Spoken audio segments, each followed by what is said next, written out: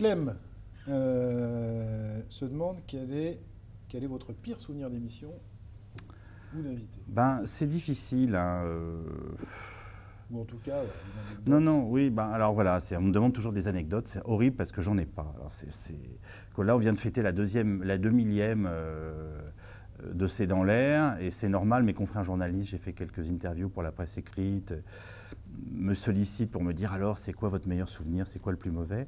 Je ne sais pas comment vous répondre parce que c'est un tempo quand même assez prenant, C'est dans l'air. C'est tous les jours une émission d'1h05 en direct.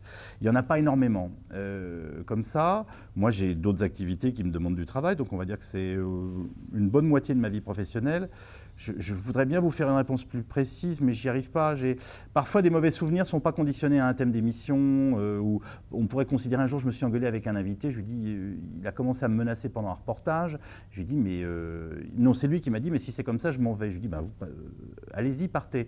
Je pensais que c'était un bon précédent pour une fois de marquer le coup. Il est parti. Je pense qu'il croyait qu'il me surprenait, je pense qu'il s'est surtout surpris il s'est surtout mis, lui, dans une position plutôt ridicule. C'était un avocat et c'était en plus sur une émission pas du tout polémique sur de mémoire, le permis de conduire, le permis à points, ou je sais pas, voilà. On pourrait penser que c'est un mauvais souvenir. Pour moi, c'est un souvenir plutôt comique. Je m'a montré qu'on pouvait continuer une émission sans la présence d'un invité. Et pour tout vous dire, j'avais pas de doute là-dessus. Et alors, ça n'a pas du tout perturbé les autres invités. Donc ça, c'est plutôt une anecdote que je considère comme amusante. Après, vous savez, dans la vie d'un présentateur professionnel, tous les jours, il se passe des drôles de trucs. Il y a des éléments de décor qui se décrochent. Il y a du barouf sur le plateau de l'émission alors qu'on est en direct. Il y a des gars qui se rendent pas. J'ai déjà eu un cadreur qui a tourné de l'œil alors que j'étais en train de parler à la caméra est partie en arrière. L'autre jour, j'ai commencé une émission qui était, je sais plus le thème, qui était une émission assez difficile. Le tempo, l'orchestration du timing de C'est dans l'air et le suivant, c'est généralement, je fais un petit tour rapide en 5 minutes de questions, puis on lance le premier reportage de l'émission.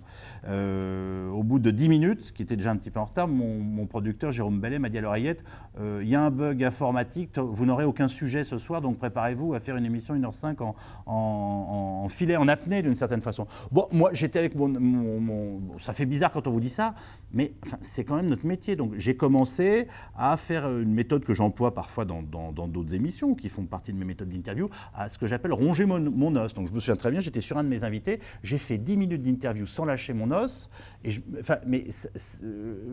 voilà, une émission, elle peut durer 1 heure, 2 heures, voilà, il se passe des choses comme ça. Il m'est arrivé, parce qu'on avait 2 émissions le même jour, de descendre à une émission avec pas les bonnes questions sur le bon thème. En gros, j'avais des questions sur l'écologie, alors que j'allais faire un truc, je sais. Bon, tout ça sont des anecdotes qui arrivent dans la vie de tous les journalistes. Ça surprend, mais en fait, on est préparé à ça d'une certaine façon.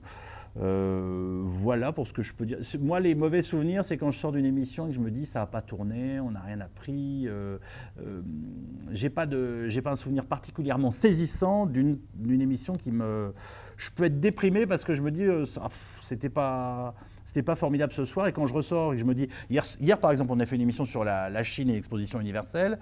Il y a eu 2-3 notions qui ont été exprimées dans cette émission qui, moi, m'ont fait comprendre des choses sur la Chine. Donc je suis sorti, je me suis dit, tiens, ceux qui ont vu cette émission sur la Chine ce soir, ils peuvent en parler avec eux, en famille, avec des copains, au restaurant, ou demain matin en allant à leur boulot, ils diront, tiens, hier soir chez Calvi, j'ai entendu un gars qui expliquait que les Chinois n'étaient pas expansionnistes pour telle ou telle raison, ou qu'ils avaient eux-mêmes leurs difficultés de vie aujourd'hui, et que très rapidement, il allait y avoir des syndicats en Chine qui allaient limiter, qui porteraient sur le coût de la main-d'œuvre, etc. Enfin bref, qui font de la matière. Donc je me perds peut-être dans ma réponse là, mais voilà.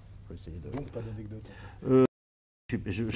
C'est terrible, il faudrait que je me fasse un petit catalogue d'anecdotes que je pourrais ressortir comme ça à la demande. Elles ne me viennent pas à l'esprit parce qu'elles me paraissent sincèrement pas importantes. Alors j'ai Merton. Ah si, pardonnez-moi, il y a un truc formidable qui m'est arrivé une fois, j'adore ça.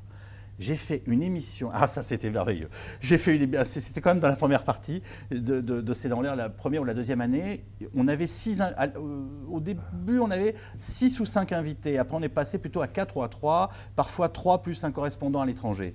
Et j'ai fait l'intégralité d'une émission sans poser une question à un de mes invités. C'est-à-dire qu'il y a un monsieur qui est venu, qui a pris un train, une voiture, qui s'est fait maquiller, qui s'est installé. Je me souviens très bien, il était là, à la place 3 sur ma gauche, et je ne lui ai pas posé une question pendant l'émission. Et puis au bout d'un moment, mon producteur me dit à l'oreillette, il ne vous plaît pas le barbu? Ce qui est honnêtement, je suis désolé de dire ça pour lui, mais ce qui était complètement idiot, c'est qu'il fallait me dire, vous n'avez pas donné un direct, c'est déjà assez compliqué, dense, si on balance des sujets, on est en direct, faut rendre l'antenne à l'heure. Enfin, c'est à la fois le minimum syndical de ce que doit faire un présentateur, mais il y a quand même des pressions, je dirais, d'ordre nerveuse. Et comme j'avais un barbu sur ma droite, j'ai cru qu'il me parlait du barbu qui était là. Bon. Et donc, du coup, j'ai reposé des questions à mon barbu, mais je me disais, mais pourquoi il me dit ça? Ça aurait été beaucoup plus simple qu'il me dise, vous n'interrogez pas le monsieur barbu qui est sur votre gauche. Et à un moment, je crois que j'ai dit au barbu, je vais vous donner la parole, et il ne l'a jamais eu.